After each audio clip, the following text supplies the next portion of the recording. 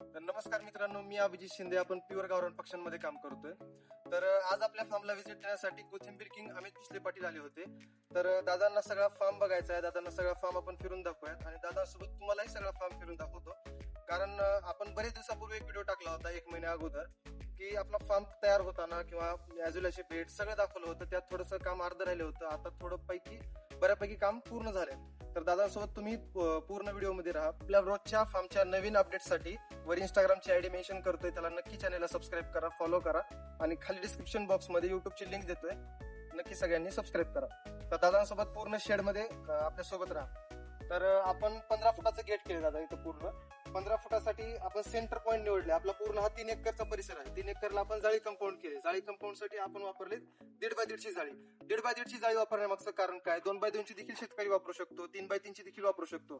पण याला 1.5 बाय 1.5 ची म्हणजे पुढची जर वापरली 2 बाय 2 किंवा 3 बाय 3 ची, तर आपल्याला कोंबडा जाळीचा उपयोग करणं अत्यावश्यक आहे. कारण बाहेरचा जसा प्राणी मुंगूस, साप, घुस हा आपल्या शेडमध्ये आतमध्ये शिरकाव करू नये म्हणून आपण 1.5 बाय 1.5 ची जाळी वापरली.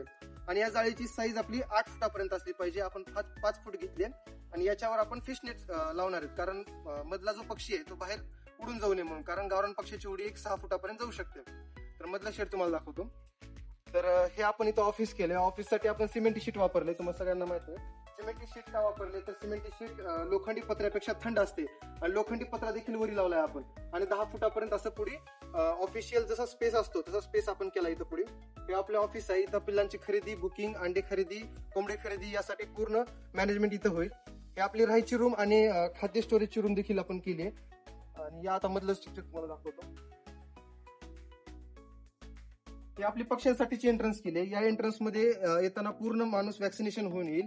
आणि हे जो आपण कोबा केला, या कोब्यावर आपण चुना फवारणी करणार आहेत. चुना फवारणी का करणार आहेत? तर आता समजा तुम्हाला कोंबड्या करायच्या, तुम्हाला कुक्कुटपालन करायचंय, तुम्ही 10 फार्म बघून येणार आहेत. म्हणजे 10 फार्मवर जे रोग जंतू आहेत ते माझ्या फार्मवर येऊ नयेत म्हणून इथं पूर्ण चुना फवारणी आपण करणार आहे. चुना फवारणी झाल्यानंतर पूर्ण माणसाचं वॅक्सिनेशन केलं जाईल दादा. तर इथून आपण पूर्ण पुढचं स्ट्रक्चर बघूयात. आणि मधले आपण पक्ष्यांसाठी 2 बाय 2 ची जाळी वापरली. 2 बाय 2 ची जाळी का वापरली? कारण इथं धोका नाही पक्ष्यांना. इथं आपण झटका मशीनचा वगैरे उपयोग करणार आहेत म्हणून इथं आपण 2 बाय 2 चा जास्त खर्च न करता 2 बाय 2 ची जाळी वापरली. आणि सध्या आपली बांबूची गाडी येऊन पडली. बांबू आपण एक 8 फुटाचा मागवला, एक 18 फुटाचा बांबू मागवला. 8 फुटाचा बांबू का मागवलाय? तर आपण जे टेंट केलाय, टेंटवर जे आपण 5 फुटाचं अरेंजमेंट करणार आहेत, त्या 5 फुटाच्या अरेंजमेंटसाठी आपण 8 फुटाचा बांबू वापरला. आणि जो 18 फुटाचा बांबू आहे, जो आपला गावरान पक्षाची एक सवय असते, गावरान पक्षी कधीच खाली बसत नसतो, तो बांबूवर बसत असतो. त्याच्यामुळे बांबूची आपल्याला अरेंजमेंट शेडमध्ये पूर्ण करायचे 200 फुटाला म्हणून आपण 18 फुटाचा देखील बंडल मागवले, 30 बंडल. आणि ही आपली पाण्याची टाकीचं आपण नियोजन केले. पाण्याची टाकी इतकं वर का केले? प्रत्येकाला प्रश्न पडला असेल एवढ्या वर का पाण्याची टाकी केली? आपण पूर्ण शेडमध्ये ऑटोमॅटिक ड्रिंकर सिस्टम करणार आहेत. ऑटोमॅटिक ड्रिंकर म्हणजे काय? ज्यावेळेस पक्षी पाणी पितो त्यावेळेस आपल्याला लक्ष ठेवून होत नाही दादा, की पक्षाचं पाणी संपलं किंवा नाही संपलं. त्यावेळेस पक्षी तहानलेला असतो. मग अंड्याचं प्रमाण कमी येणं, रोगराई वाढणं याच्यापासून संरक्षण व्हावं, त्यासाठी आपण ऑटोमॅटिक ड्रिंकर बसवणार आहेत. आणि जो काही पक्ष्यांना आपण मेडिसिन द्यायचे, बरेच जण काय करतात, मेडिसिन पाण्यातून देतात. लासोटा, गंभोरा अशा प्रकारचे मेडिसिन पाण्यातून देतात. आपण त्या मेडिसिन आपल्या पंखातून काय देणार आहेत, काही डोळ्यातून आहेत, काही नाकातून आहेत. अशा प्रकारचे वॅक्सिनेशन आपण ह्याच्यातून देणार आहेत, पंखातून, डोळ्यातून. प्रत्येकाचं काय म्हणणं असतं, गावरान पक्ष्यांना एकतर वॅक्सिनेशन नसतं किंवा रोगराई जास्त प्रमाणात नसते. पण दादा आपण रोग झाल्यास त्याला औषध उपचार करायचं नाही, रोग होण्या अगोदर आपण वॅक्सिनेशन करून घ्यायचंय. ज्यावेळेस आपण कोरोना होऊ नये म्हणून वॅक्सिनेशन केलं, तशा पद्धतीने आपण कोंबड्यांना देखील वॅक्सिनेशन करून घ्यायचंय. त्यातून आपण पूर्ण शेडला जेव्हा संसर्गजन्य रोग येतो आपल्या शेडमध्ये, त्यामुळे पूर्ण लॉट जेव्हा आपण आपला बसू शकतो त्यावेळेस आपण तिथं विमरल, ब्रोटॉन अशा प्रकारचे औषध मिक्स करून पक्ष्यांना पाजवणार आहेत. तर पुढचं शेड तुम्हाला दाखवतो दादा. तर इथं आपण अशी टेंटची अरेंजमेंट केली. टेंटची साईज ठेवली 12 बाय 90 ची. 12 बाय 90 एवढी मोठी साईज का ठेवली आपण?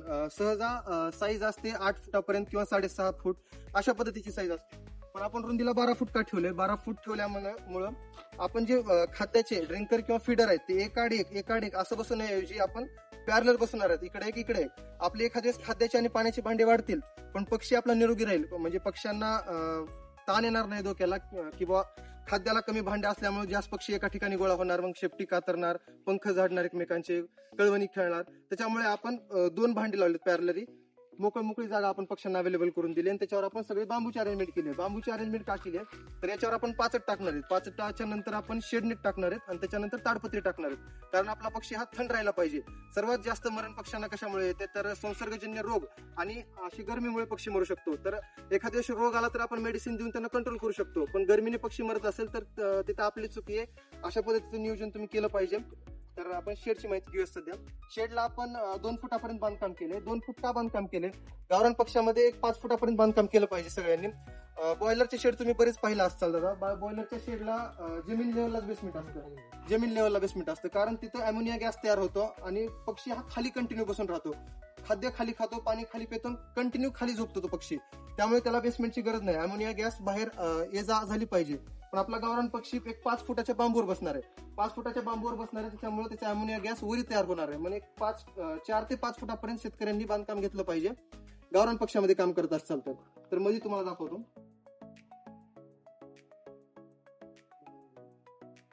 तर असा एक 6 फुटाचा आपण डोर सोडलाय. अशी रुंदीला 6 फूट केले आणि हाईट 7 फूट ठेवली. अशा पद्धतीचे 4 डोर सोडलेत आणि प्रत्येक डोरच्या समोर टेंट केलाय आपण 12x90चा आता पहिल्यासारखं. आणि डोरला किंवा पूर्ण शेडला आपण 1.5x1.5ची जाळी वापरून वरी कोंबडा जाळीचं केलंय वापर. तर सध्या आपण बघूयात आपल्या शेड बद्दलची माहिती. जो आपला शेड 30x200चा झालाय त्या शेड बद्दल आपण माहिती बघणार आहोत. आपण शेडच्या लीकसाठी 2.5x2.5चा पाईप वापरलाय आणि सपोर्टसाठी 1.5x1.5चा वापरलाय. हा सपोर्ट का दिलाय? आपली इथे एक चूक झाली होती, जी आपण सी चॅनल आपण वरी वापरलाय. सी चॅनल वापरताना प्रत्येक शेतकऱ्याला एक विनंती आहे, सी चॅनल आपण 4 इंचाचा वापरला पाहिजे. 4x2चा वापरा. आपण 3.5 इंचाचा वापरला होता, त्यामुळे पत्र्याच्या वजन तो बेंड झालाय. यावर जर लोखंडी पत्रे असते तर हा चॅनल बेंड झाला नसता. यावर सिमेंटी पत्रे होते आणि जेव्हा सिमेंटी पत्रे वाळतात त्यावेळेस हलके राहतात. जेव्हा पाणी याच्यात भरतं तर सिमेंटी पत्र्याचं वैशिष्ट्य काय, तो पाणी असं धरून बसतो, मग ते आणखीन जड होतात. त्यामुळे आपण 4 इंचाचा आपण सी चॅनल वापरला पाहिजे. आपली चूक झाल्यामुळे आपण 3 इंचाचा वापरला होता, तर हा सपोर्ट देण्याची आपल्याला गरज भासली होती. तर सध्या आपण 60 फुटापर्यंत ब्रुडिंग सेटअप केले. ब्रुडिंग सेटअप म्हणजे काय केले आपण, पूर्ण वायरिंग सोडली अशा पद्धतीचे. खालून एक 5 फुटा ते 6 फुटापर्यंत आपण ब्रुडर लावणार आहेत. असे 2 साईडनं 2 वे सोडलेत आपण. 2 वेला आपण 2 ब्रुडर लावणार आहेत. 2 ब्रुडर कशासाठी तर आपण एक चिकगार्ड लावणार आहेत. हा सेंटर येणार आहे, हा सेंटरमध्ये खांब आणि असं गोल चिकगार्ड येणार आहे. एका चिकगार्ड मध्ये आपण 500 पक्षी लावणार आहेत. 500 पक्षीचं ब्रुडिंग कशा पद्धतीने केलं पाहिजे, मॅनेजमेंट कशा पद्धतीने केलं पाहिजे, हे नंतर व्हिडिओ तुम्हाला येतच राहतील. प्रत्येक दिवसाचा अपडेट तुम्हाला मी इंस्टाग्रामवर देतच राहील. तर इथं आपण 500 पक्षाचं ब्रुडर केलंय आणि अशा पद्धतीचे इकडून 3 आणि तिकडून 3 म्हणजे 500 500 500 अशा पद्धतीने 3000 पक्षाचं ऍट अ टाइम आपल्याकडे ब्रुडिंग होऊ शकतंय. नंतरच्या काळात आपण हे ब्रुडरचं सेटअप वाढवणार आहेत. आणखीन एक शेड तयार करणार आहेत, त्यामध्ये स्पेशल ब्रुडिंगसाठी पिल्ला आपण सोडणार आहेत. आणि पलीकड आपण 60 फुटाच्या पलीकडे आपण सगळा पॅरेंट स्टॉक ठेवणार आहेत. पॅरेंट स्टॉक म्हणजे काय तर मोठा पक्षी, 6 महिन्याचा पक्षी, अंड्यावरचा पक्षी, कोंबडे पूर्ण आपण ठेवणार आहेत. आणि आपण ह्याच्यावर सिमेंटी पत्रे घालण्यामागचं कारण काय तर गावरान पक्षाला भीतीच असते गरमीपासून, आता सांगितल्याप्रमाणे. म्हणून आपण सिमेंटी पत्रा वापरलाय. लोखंडी पत्रा उन्हाळ्यात जास्त तापतो आणि आपल्याकडे मराठवाडा रिजन असल्यामुळे इकडे टेम्परेचरचं खूप जास्त आहे. हायेस्ट टेम्परेचर आपल्याकडे 41 पर्यंत जातात, म्हणून आपण सिमेंटी पत्रा वापरलाय. तर कुणाला काय अडचण असेल तर नक्की कमेंट बॉक्स मध्ये कळवा. किती कोंबड्याचा प्लॅन आहे तुमचा? आपला हा सध्या 10,000 पक्षाचा आणि आणखीन एक शेड तिकडे तयार होणार 10,000. 10,000. खर्च किती ते कोंबड्याच्या पिल्लांना? टोटल खर्च किती आहे आपला? ह्या प्लॉटचा आतापर्यंत आपल्याला खर्च आला 20 लाखापर्यंत. 20 लाख राऊंड फिगर टोटल तयार कोंबडी येईपर्यंत पूर्ण 40 लाखापर्यंत खर्च येईल आपल्याला. म्हणजे कोंबड्याचे वेगळे आणखीन, म्हणजे हा एक शेड 20 लाखाचा, पलीकडे एक शेड आहे आपला आर्नीला चिटकून, तिकडे 20 लाखाचा शेड. अशा पद्धतीने एकूण खर्च आपल्याला 40 लाख येईल आणि पिल्लांचं वेगळं.